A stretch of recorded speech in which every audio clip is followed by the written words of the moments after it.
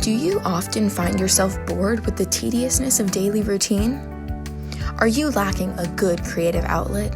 Or do you often have things in common with 80-year-old women? If you answered yes to any of these questions, then you should try knitting. Since I tried knitting, I'm never bored anymore. The only materials you need are yarn and knitting needles. But unlike other needles, knitting needles have a safe, blunt end. They also come in different lengths, but 6 to 10 inch is ideal for beginners making simple items like scarves. The first step is to tie a simple overhand knot around the left hand needle. Here's that knot one more time for those of you not paying attention. The next thing to do is to cast on. Casting on is how you create your first stitches. You first loosen the knot and move it towards the end of the needle. Then you insert the right hand needle behind and into the loop on the left needle. You wrap the yarn string behind the needles and place it in between the two.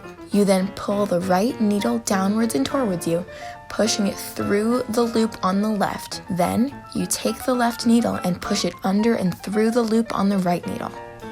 Repeat again for every stitch you wish to cast on.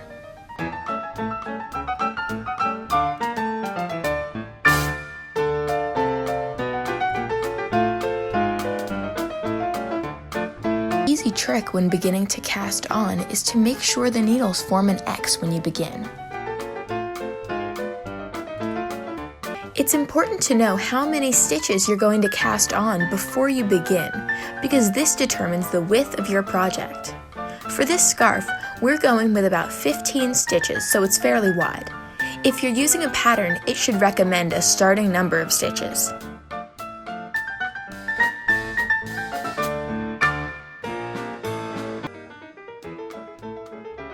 Wait, what do you do when you cast on all of your stitches? You place the right needle behind the left, bringing the string around the back and in between like before, and again, pushing the right needle through the hole formed on the left.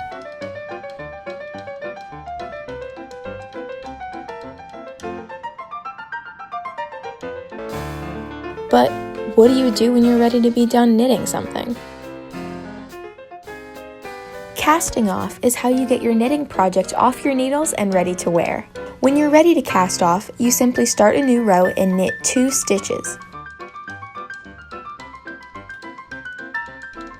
Then you take the left needle and pull the first stitch over the second and just let it go.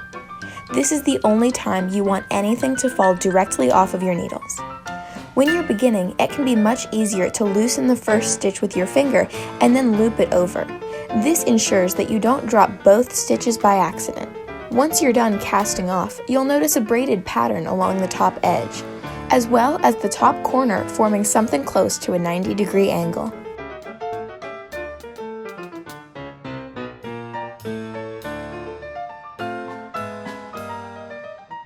Cats are knitting's worst enemy.